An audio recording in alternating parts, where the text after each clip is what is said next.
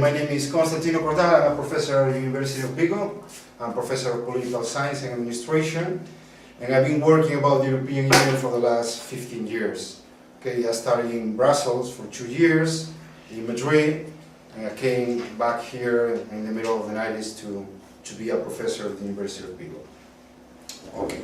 The history of the European Union starts, as you know, in the 50s with only 6 countries, and during the 70s, the 80s and the 90s this number was growing, first with the entrance of the United Kingdom, Ireland and Greece in 1973, afterwards in 1981 with Greece, 1986 with Spain and Portugal, and in 1995 Austria, Finland and Sweden, and finally 2004 with 10 new countries from Eastern and Central Europe, and in 2007 with Bulgaria and Romania.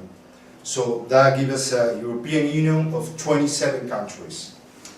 The development of the European process was basically to unify and to avoid conflicts and wars in Europe, like it happened in the past, in the 20th century, basically between France and Germany. So these two countries are the center, and their reconciliation is one of the main goals of the European Union. Okay? It started being mainly an economic process, but after the 1980s, it developed through a political process with much more and more integration.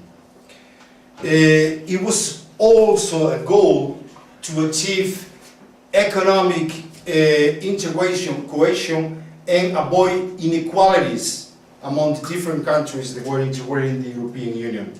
I mean, if you visit the north of Europe, you can see wealthier countries, richer countries with strong economies, industrial areas. Meanwhile, if you go to the south of Europe, you see more poorer countries, less economic developed, and with, say, an economy based more in the primary sectors and not so far in industrial sectors. And in Maastricht, the Treaty of Maastricht, signed in December 1991 in the city of Maastricht in the Netherlands, Holland, it was made the final decision for the 12 countries that were by that time in the European Union to start the process to have a common currency for all the countries in the so-called at that time European Community, changing the name after that meeting to the European Union. The process to approve and put into force the Maastricht Treaty, it lasted for 2 years, from 1991 until 1993. There were some countries that were very reluctant, with certain strong opposition within their countries to approve the entrance of that treaty. Basically, France had many difficulties to pass the treaty in a referendum, but a very short difference, 51% against 49%, and also in Ireland, when initially in 1992 they say no to the Treaty of Maastricht, and they have a second referendum in 1993 when finally they say yes, and the Treaty of Maastricht could start coming into force, and the road to the euro was set up. Okay. All right. In this map, you can see the countries that are in dark blue. Those countries are in the euro already. Okay. The countries that are in the light blue are countries that could join the euro. And the countries that are in yellow are countries that have already said no to the euro and have said that they will never join the euro. Right? They started all together in 2002, and there are some possibilities to have new countries joining the euro between 2004 and 2016. The situation right now is a very difficult one. Say, the countries that have, say, in the past that could join the European Union and also join the euro, like Iceland, right now, since we're having this strong economic crisis, they seem to be very reluctant to join it.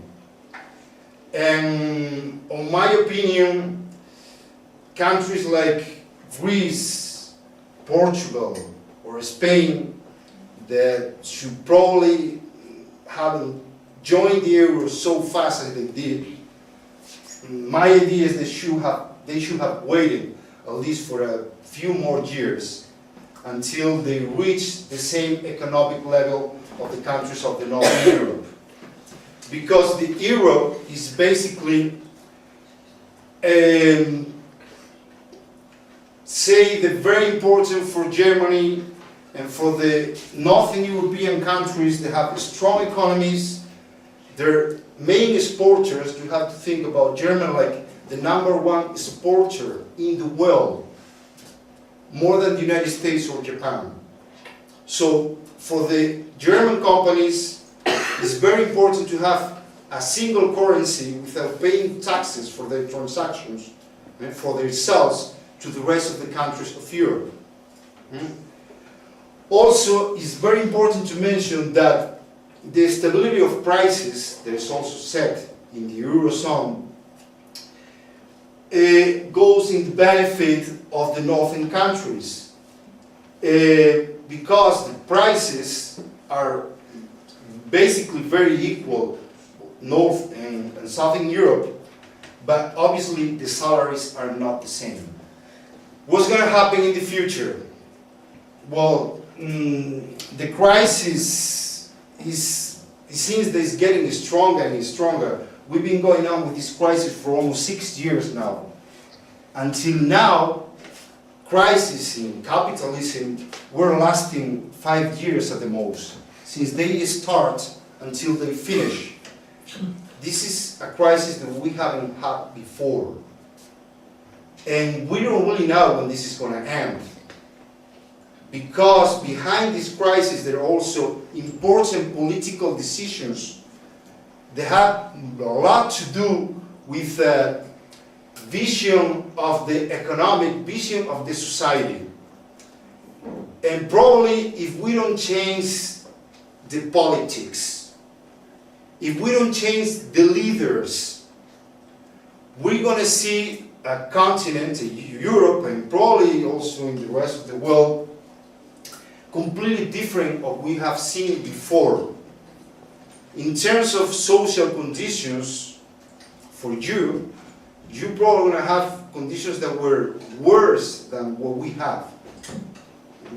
We're going backwards in terms of social rights between 20 and 30 years.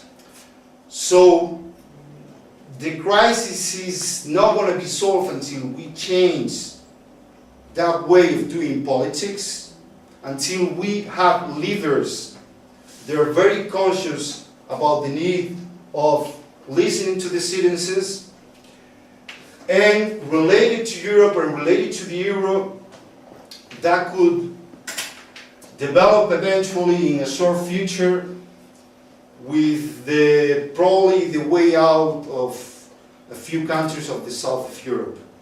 Because if Greece eventually doesn't leave the euro, the price that their citizens are going to have to pay is going to be clearly visible in terms of poorness.